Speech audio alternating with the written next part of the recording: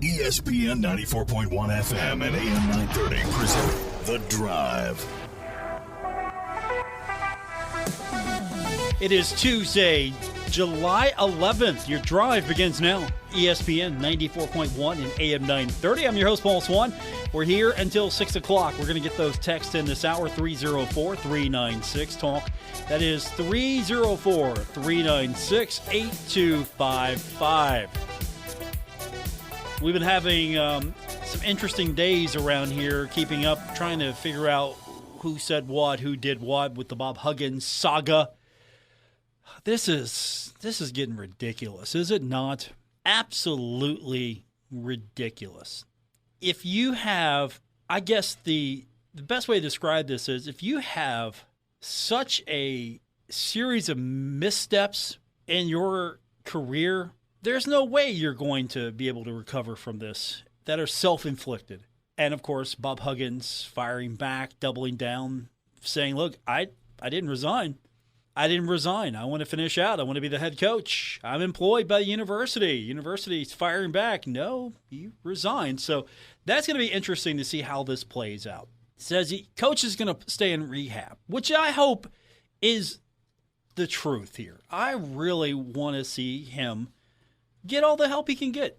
And I'm not playing favorites. I want to see anyone get help.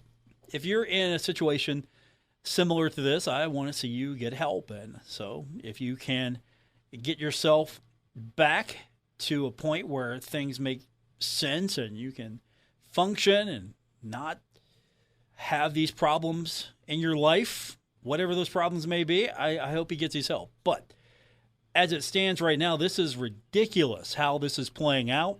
His legacy is on fire right now. What legacy will he be known for? Will it be his basketball successes? And maybe down the line, you might remember him a little bit more for those basketball successes. Or is he going to be remembered for all of these missteps and all of these allegations and all of these problems that he's bringing upon himself to some degree? And, of course, the whole Bob Huggins is at war with West Virginia University, that narrative, no one saw that coming. And so we'll talk more about it today. I've got coming on the show here in the next few minutes. I'm looking forward to this.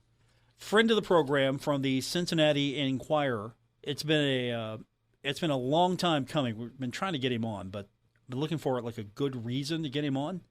And that is from the Cincinnati Enquirer, Jason Williams.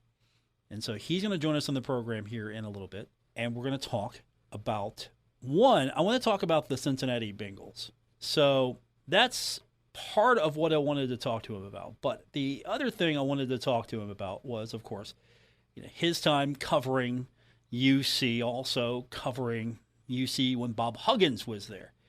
And all of this really started, now I qualify that by saying all of this really started when it came to Bob Huggins being called up on a Cincinnati radio talk show right out of the blue.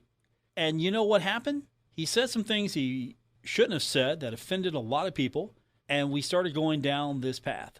So I think that's where we're at right now when it comes to Bob Huggins. He's starting to go down a path that really we hope that he can get himself back out of. Just as, hoping that this human being, this person, forget about all the sports stuff. Just the fact that it seems like he's getting bad advice or he's got a grudge against West Virginia or there's something going on. I don't know what. But absolutely interested in talking a little bit more about it today with some people who are, they've seen him from different angles. This isn't the first time they've seen Bob Huggins maybe in a similar situation. So we'll do that. We'll get your text in as well, 304-396-TALK, 304-396-8255. We have Marshall baseball to talk about as well. The draft continues, and Marshall University junior pitcher Zach Atkinson drafted with the 461st pick in the 15th round of the 2023 MLB draft today by the San Diego Padres. He's going to be on the show with us tomorrow. He's coming up about 5:45. And then Earlier in the show tomorrow, Marshall University junior pitcher Patrick Copen selected 203rd overall in the 7th round. 220th pick. Corey Bird was selected 203rd in the 7th round in 2016. So this is the highest pick since Bird was drafted in 2016. So 220th pick, 7th round in the draft. Patrick Copen joins us about 5:15. So that's what we've got coming up. We'll get your text in as well, 304-396-TALK, 304-396-8255. Get your text in now. We'll go over everything with you. You can also find me on Twitter. That's right, Twitter, still a thing, right now at least, at Paul Swann. We'll talk Cincinnati Bengals football. We'll talk Bob Huggins. We'll talk about Marshall baseball as well. All that's coming up on this edition of The Drive, ESPN 94.1 and AM 930. Do you want to make a podcast? Spotify's got a platform. It lets you make one super easily, then distribute it everywhere and even earn money all in one place for free. It's called Spotify for Podcasters, and here's how it works. Spotify for Podcasters lets you record and edit podcasts right from your phone or computer, so no matter what your setup is like, you can start creating today. Then you can distribute your podcast to Spotify and everywhere else podcasts are heard. And video podcasts are also available on Spotify. So if you do a video podcast, upload it. It'll be an audio podcast just like that. With Spotify for Podcasters, you can earn money in a variety of ways, including ads and podcast subscriptions. And best of all, it's totally free with no catch. I love free with no catch. And ever since I discovered Spotify for Podcasters, I feel like I've got options. I highly recommend you give it a try too. Find out what options are available for you. Download the Spotify for Podcasters app or go to spotify.com/podcasters to get started. This is The Drive with Paul Swann on ESPN 94.1 FM and AM 930. Welcome back to the Tuesday edition of The Drive on ESPN 94.1 and AM 930. We got to go big time down here. We're stepping up in guest quality. Joining us on the program now, he is the sports columnist at the Cincinnati Enquirer. You can also read his work on Cincinnati.com. He has covered UC basketball for the now defunct Cincinnati Post.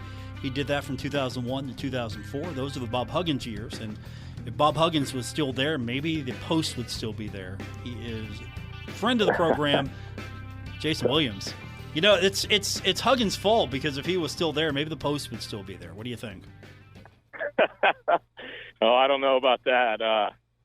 As you and I just talked about, it's a little challenging in the media environment these days, and certainly it's funny to think the afternoon newspaper. It's just funny to think, like, I started my career at the afternoon newspaper, and you tell people that now, it's like, what the heck was that? And I'm not that old. Like, I'm 47, so I don't know. Maybe I am old, but No, stop that. Stop that. I'm 51. No, stop that right now. Absolutely. Hey, it's great to be on your show, man. I love the fact. I mean, go ahead. I was going to say, I love the fact that you're in Cincinnati. You know, we've been following each other independently for years, and the fact that we know some of the same people is super cool, and that you're a big Marshall guy as well. That's the fun thing about you. Well, I love the Herd. I love Herd football. I'm a season ticket holder, big Green member. It's funny. It's the only. I covered politics for several years for the Cincinnati Enquirer and Cincinnati.com, and I always like to pride myself on that. The only thing I'm a member of, the only thing in the whole world that I am a paying member of, is the Big Green Scholarship Foundation. I'm on the lower level, but I love Marshall. I did not go there. I went to the University of Cincinnati, but it is my connection to home. I grew up in Gallipolis, and my brother went to Marshall, and it's a special thing for he and I. He's 9 years younger than me, and he's a police officer in Columbus, and we don't get to see each other a lot because his hours are crazy, and but we connect over Marshall football, and we go to most of the home games together, and it's a special thing for us, and it's our connection back home. And man, I just love the Herd, and I'm probably into it way too much for a guy who has 2 kids and a wife and a mortgage, and I spend probably way too much time stressing about the games, and my wife gets on me when they lose because I'm in a bad mood. But it's the only team that I'm a true fan of. I love Herd football, man. Do you get those funny looks? I know you sport the Herd gear when you're out and about. Do you get those funny looks? No, I usually don't get, but I almost always, and I have like a little Herd sticker on my truck. But I honestly, I got so much Herd gear, like it's half of my closet, and so I wear it a lot. And usually, almost every time I'm out, it's either one of 2 things. People think, oh, hey, like, are you a supporter of Mason High School? Because Mason's a big high school here where Kings Island is.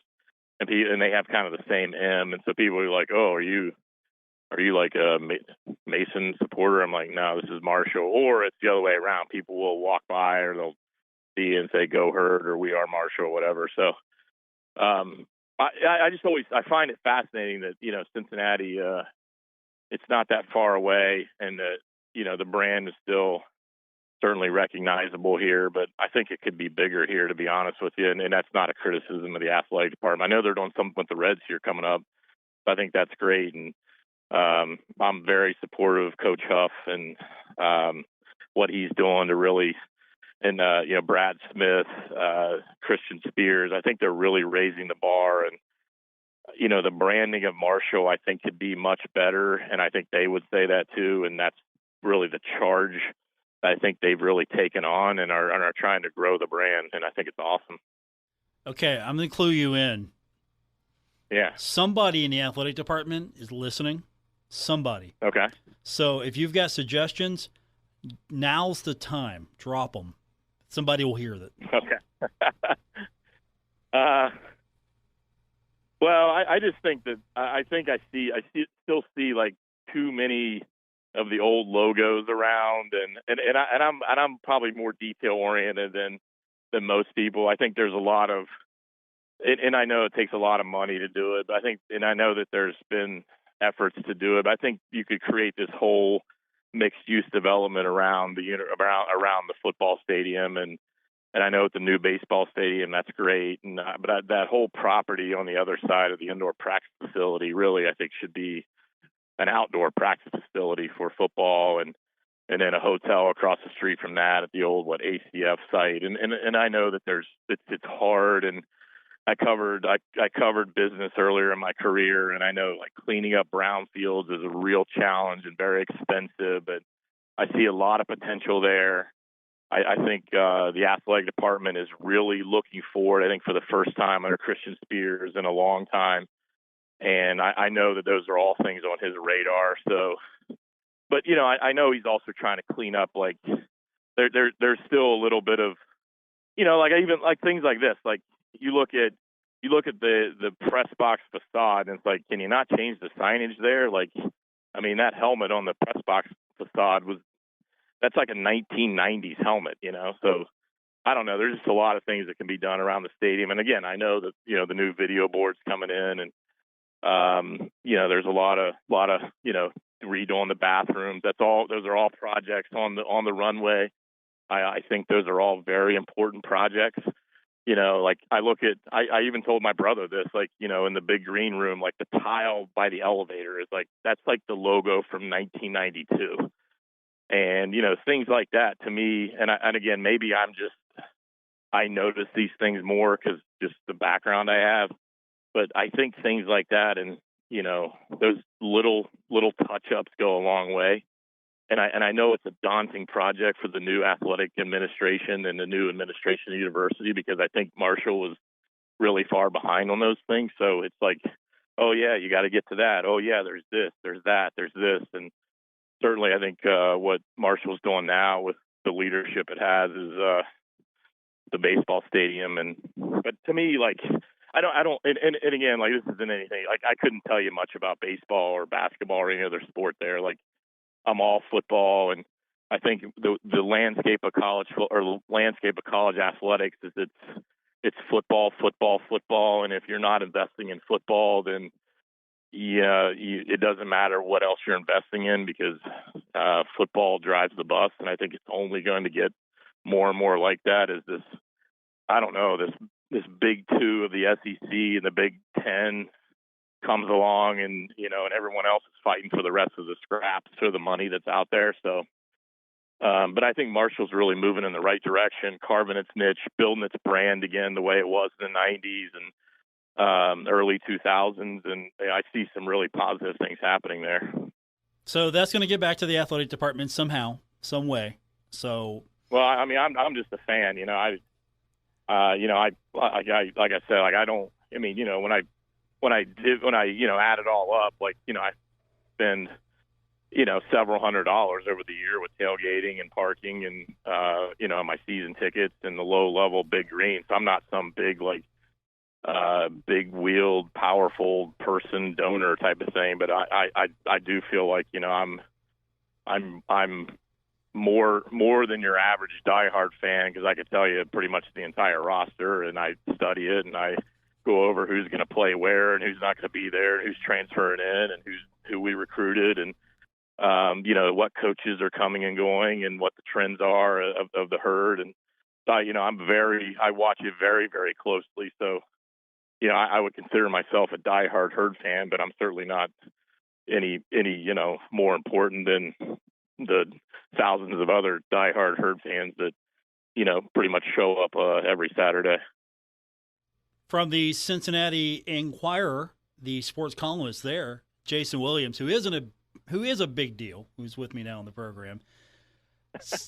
No, I think it's cool. It's super cool that you can carry that fandom all the way from where you grew up. It's your team. You are covering sports in Cincinnati. You cover that on a daily basis, but you use Marshall sort of, okay, I'm a fan here. It's sort of like me, the Cincinnati Bengals. I'm more of a fan of the Bengals, whereas Marshall's sort of the job. For you, Cincinnati sports, exactly. That's the job. Marshall's the fandom, which I think is really cool. But yeah, you've got some unique perspectives as well, because I wanted to talk to you about Corey Dillon, and we're going to get into that in a second. But I know you've been following the Bob Huggins situation. You covered Bob for many years, and it all started, this downhill spiral. I mean, there were some trends that maybe things weren't going well in his world, but the death spiral began in Cincinnati on Cincinnati radio. Yeah, and really, if you go back, several years before that, I covered. I had just left before he got in his first DUI here in Cincinnati. I'd gone to Minnesota to cover baseball at that time, but I left a year before that. But I covered his heart attack, and I remember thinking, like, when he had a massive heart attack in the Pittsburgh airport, I just remember thinking, like, he really needs to make a lot of changes, and is he gonna be able to bounce back and continue to coach for many years? And certainly he did. And but I always kind of wondered, like, is he going to change some things about his lifestyle and just hard charging, basketball, and very little perspective on kind of the outside world. And I understand, like, it's sort of the life of college coaches, but I don't know, maybe it's a little different today than it used to be, but he's still kind of operating, I think, under the way it used to be. And certainly I think with Bob, like, he always kind of wanted to create this little fiefdom around him, and it happened here in Cincinnati, and there's still a very loyal, die-hard following that he has here. And I'll tell you, Paul, like, it's still, you'll still see it. You don't see it as much as after he left, but you'll still occasionally see, like, cars around town that have WV stickers on it and a Bearcat sticker, like, next to it or below it or whatever, above it. And, you always makes me wonder, like, was that a former, or was that someone who was upset about Bob Huggins leaving here? And, like, it's really a sad situation. And I can't say that I'm surprised by it. But I've really tried to think of this just because I cover Cincinnati sports, but I've tried to think of it, and also someone who, grew up next to West Virginia, and certainly my dad's from Cabell County, Milton. I've tried to think of it in the context of the people of West Virginia too. Like, he's somebody who fancies himself as someone who looks out for West Virginians and someone who looks out for the greater good of the state. And it's like, what are you doing, man? Like, you've made this all about you and all those things you said and all those things that you've done over these years. And he's done a lot of good, but it's like, why are you throwing that away or risking throwing that away? I don't know. Ultimately, like it just, the whole thing is just really weird, and yet it's not that surprising.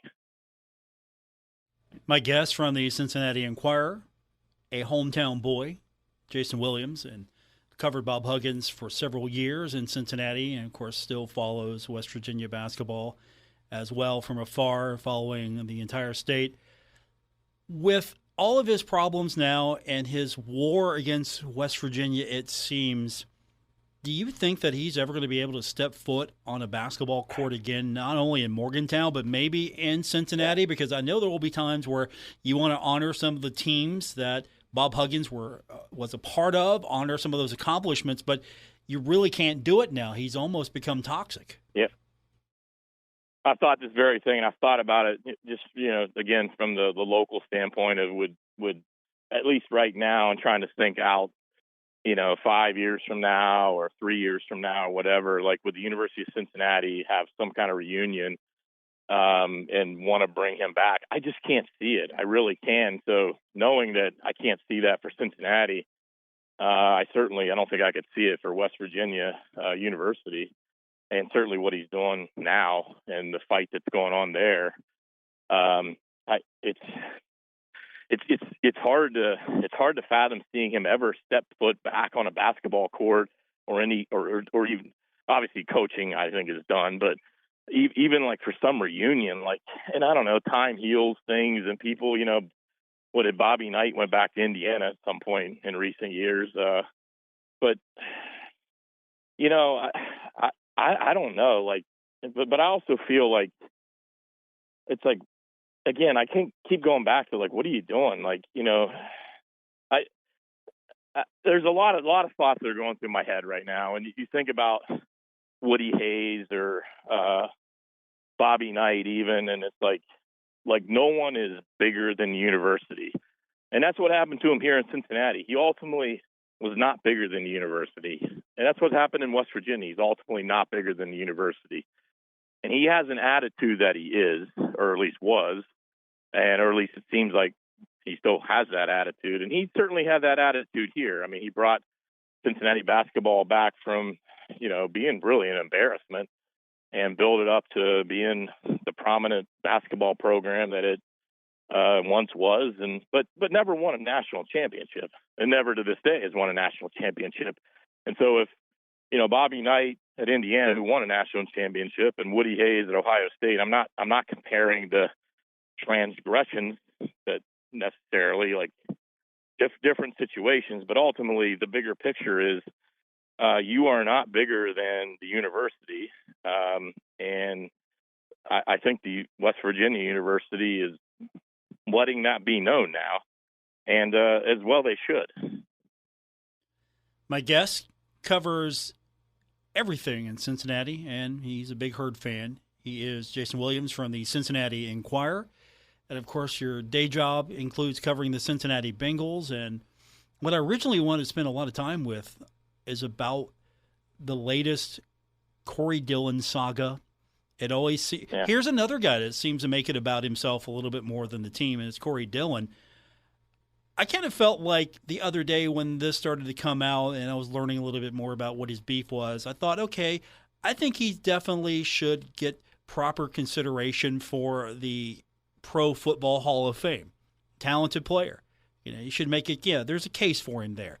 But then you wrote a column that completely turned me, the opposite direction as far as the Ring of Honor, because he's upset that it's a fan-driven vote, and you correctly pointed out that's the point of it.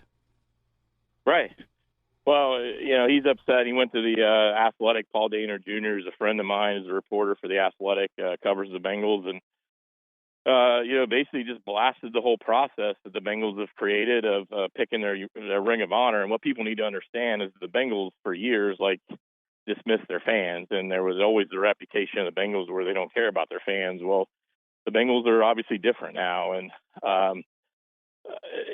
one of the things that's made them different is that they created this Ring of Honor and they allowed their season ticket holders to be the voters, which I think is really cool. And the Ring of Honor is, it's sort of like the team Hall of Fame. And they pick two players or two former players every year. They do a ceremony at a game, and then you get your name put up on a facade inside the stadium forever. And Corey Dillon, apparently he knows something we don't. He was one of the nominees this year, 13 nominees. And it hasn't been announced yet, so I don't know. I don't want to assume anything. I don't know if he's been told that he did not win the voting. The voting ended in early June. But nonetheless, he thinks he deserves to be in that. And look, probably does. He's the all-time leading rusher in Bengals history. But is it just about your statistics? So if it were just about your statistics on the field, then yes, certainly I think you are a member of the Hall of Fame. But it's a popularity vote. The season ticket holders get to call the shots, and this is a different town now than when he played here. The Bengals are as popular as they've ever been. They are as beloved as they've maybe ever been in their entire history in Cincinnati. And I think it's a great thing the Bengals let their season ticket holders vote for the Ring of Honor. And whatever he wants to say about that, that's the vote, and it is a popularity contest. And so my argument was, in the language for the Ring of Honor voting, or for what gets you into the Ring of Honor, is very vague on the website Bengals.com, and it basically just says the best of the best. Well, is that best of the best on the field? Is that best of the best off the field? And so in my column last week on Cincinnati.com, I said, is that the best player at your position? Is that being a top contributor on a winning team or a winning era? Is that also being a great ambassador for the team on and off the field? Well, I think, if I were a voter, I would take all those things into consideration. And everyone who's in there right now really filled out all three of those. Well, if you're looking at Corey Dillon, you can't deny his statistics, but certainly in terms of being a great ambassador on and off the field, no. Being a top contributor on a winning team or a winning era, no. They never had a winning record in the 7 seasons here. And when you get back to the fans or the voters, I can't help but think that they're sitting here thinking well, look, remember all those issues of you throwing your shoulder pads and helmet in the stands, and you demanding a trade, and you saying you so much don't want to play here that you'd rather, quote, flip burgers rather than play for the Bengals. And now you're coming out and you're blasting the process of us making the vote here. He left here. He demanded a trade, and the Bengals traded him to New England. And so when you take all that into consideration, his statistics, undeniably, if the whole thing was just about your performance on the field, then no doubt. But it's an open-ended thing, and it's left to the season ticket holders to vote for it. And I know how fans are. Yeah, I'm a fan. I'm going to take all these things into consideration. And he's 1 for 3 in at least the criteria that I kind of laid out, and that's just my own thoughts on it. Again, it's the criteria is very vague, but I'm trying to think like a fan would think, and I think it'd be hard to put him in over a lot of other people right now. I think he'll eventually get in, but I don't know. I don't think he deserves it the way that it ended here, the way it went here, the way now he's still. It's kind of like have you changed at all since you left here nearly 20 years ago? Well, him coming out and, complaining about the process makes you wonder, like, well, it seems like you still hate the Bengals and you're still bitter toward the Bengals. And, like, why should you then be rewarded with the Ring of Honor? Oh, because of what you did here on the field? Well, isn't it more than that? To me, it is, but I don't vote, and, the fans will make their decision. I would think if you want to get a little bit closer to that Ring of Honor, you should be a lot nicer to the people who are voting instead of trashing them, trashing the process.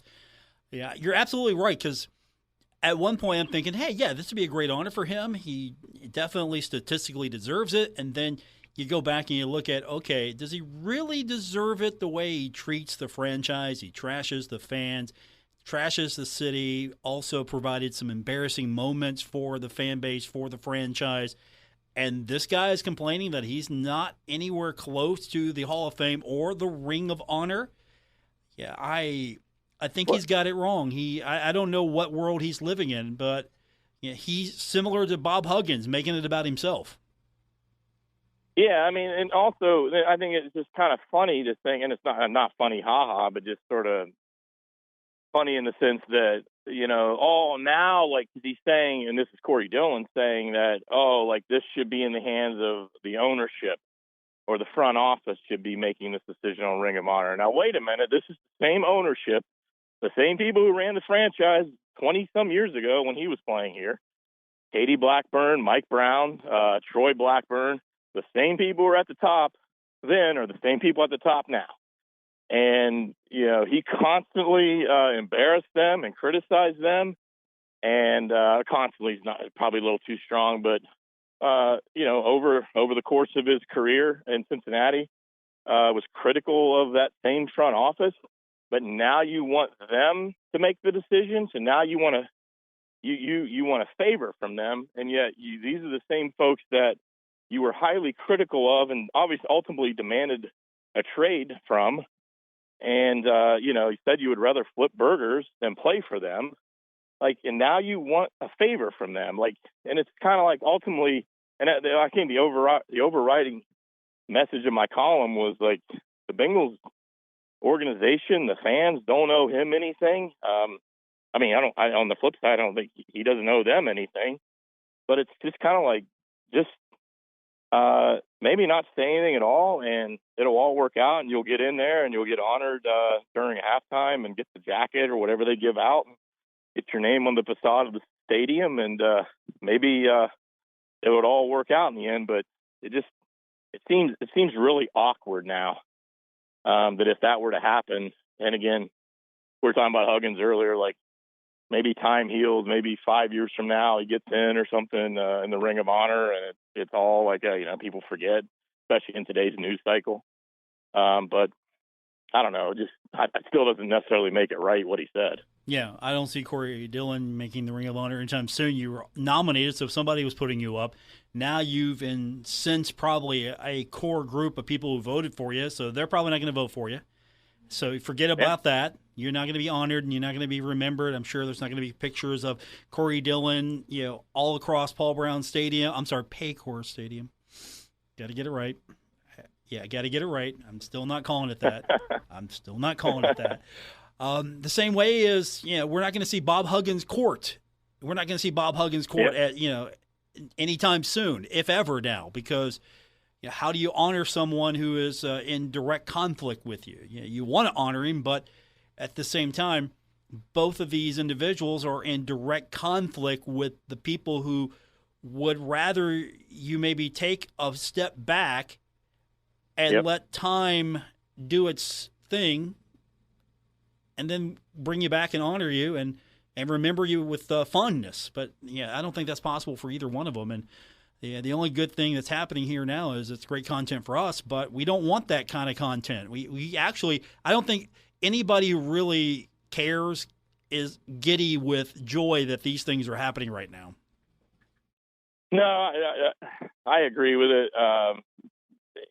I certainly think that the whole concept of time healing everything, well, you think like Corey Dillon's been gone from Cincinnati since they traded him for the '04 season, so nearly 20 years.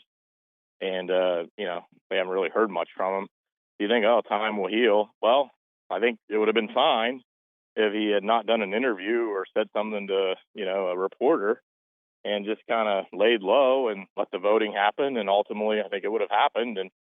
And now you're kind of like, oh, maybe time doesn't heal. And certainly you think, this is scorched earth stuff from, to me, from Corey Dillon, and you look at Bob Huggins, that is really scorched earth stuff. And it's kind of like it's going to take, I think, a long time for those wounds to heal. And certainly I think this Huggins thing could drag out for a while. And, how long is it going to drag out for? And, at the end of the day, I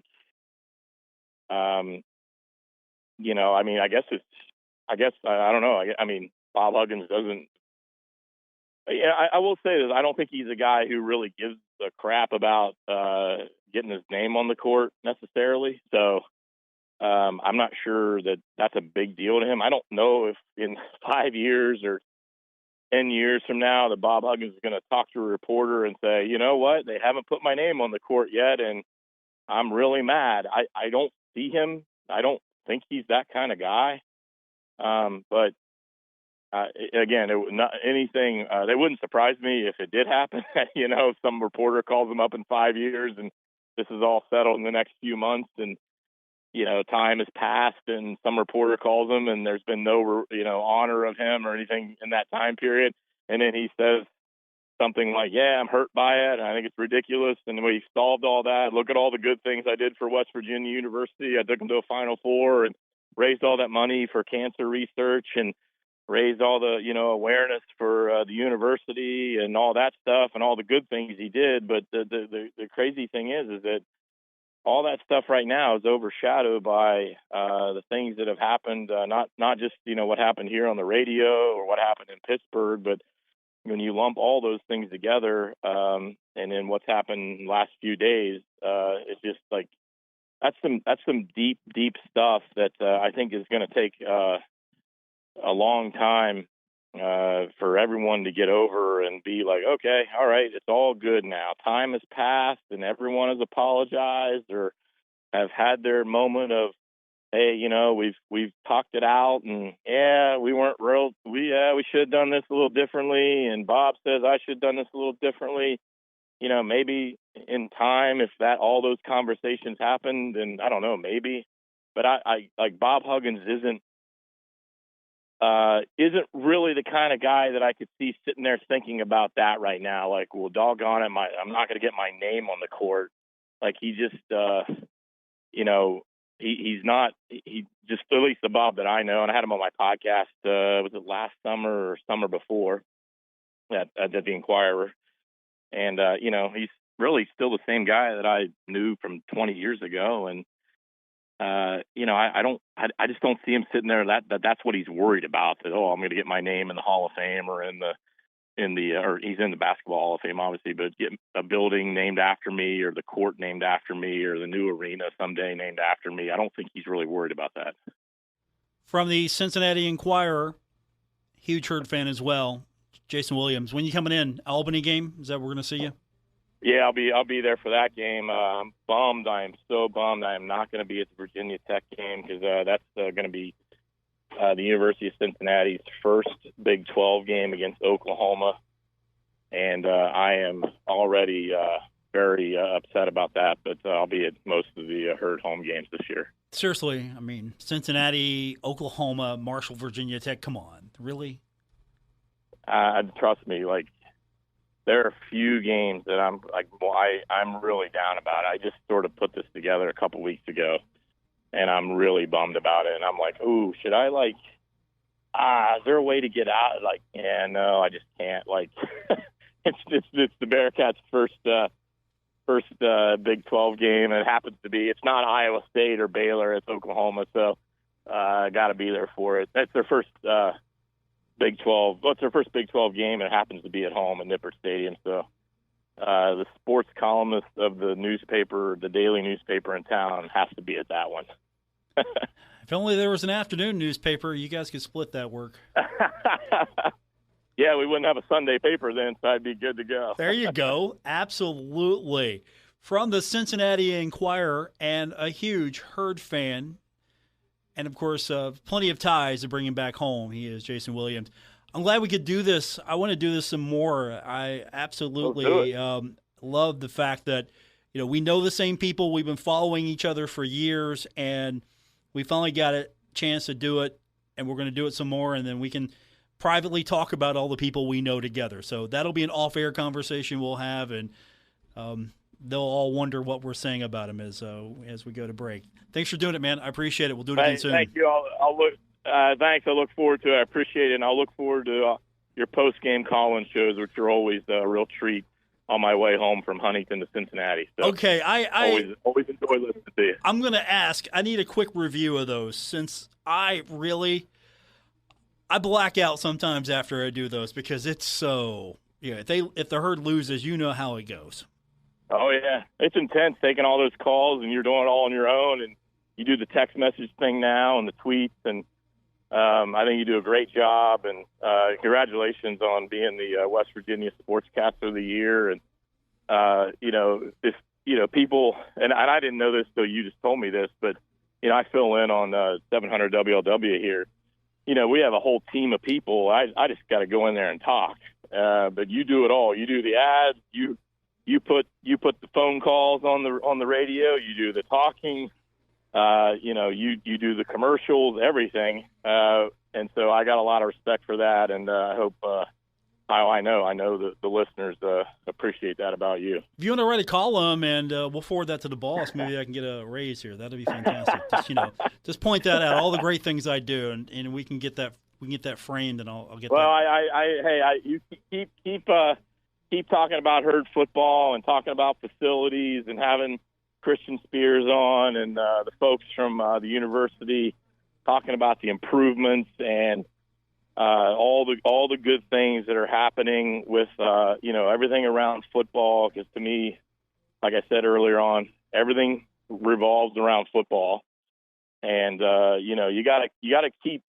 And I know people in Huntington and the greater area there, Southeast Ohio, appreciate it, but you got to keep the football tradition alive, and because that 75 and the generations of fans, and my sons are 10 and 6, they're going to games with me now, and it's a big deal to keep them learning about that and understanding what Herd football is about, and that tradition and that just knowing where it's come from, never people don't lose sight of that, and so you play a very important role in helping people to understand that. Too kind, very kind. Thank you. I'll get you back in Thank here you. soon. And you know what? If you're going to be in Huntington, I'm just going to say this right now. There might have to be an on-stage appearance eventually. Just keep that in mind. I don't know about that.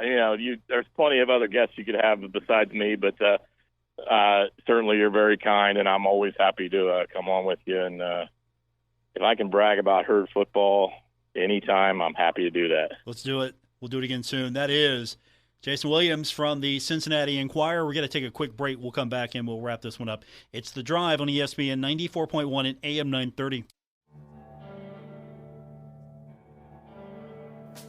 This is The Drive with Paul Swann on ESPN 94.1 FM and AM 930.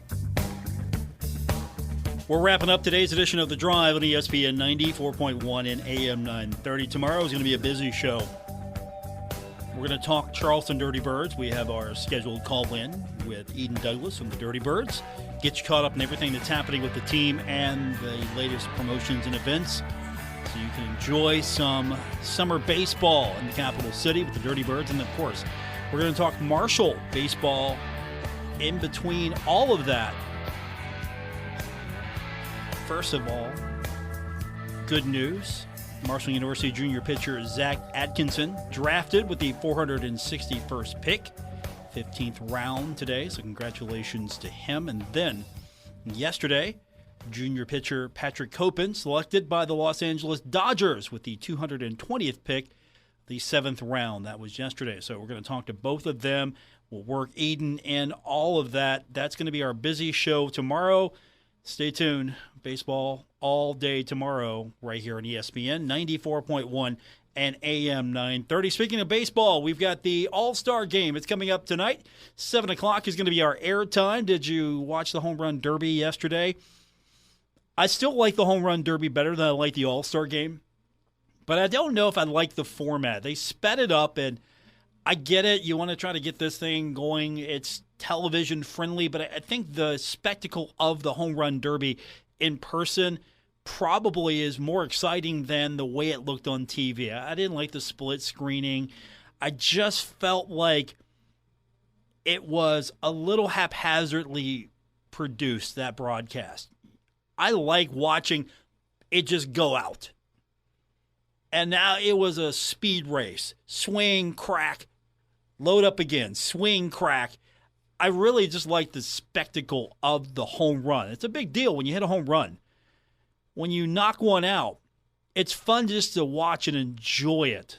But I didn't get that vibe yesterday. But it still looks like it's more of an in-person event that's more fun.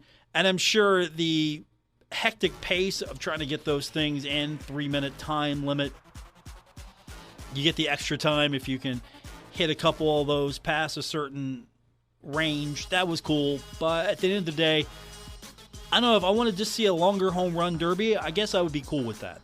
That's going to do it for this edition. Don't forget, All-Star Game coming up tonight right here on ESPN 94.1 and AM 930. I want to thank from the Cincinnati Enquirer, friend of the program, and long-standing Herd fan, Jason Williams. We appreciate him for being a part of our festivities today. Back tomorrow. We'll do it all over again. Don't forget, podcast available on Apple Podcast or wherever you get your podcast. This has been The Drive on ESPN 94.1 and AM 930. Have a great night, everyone.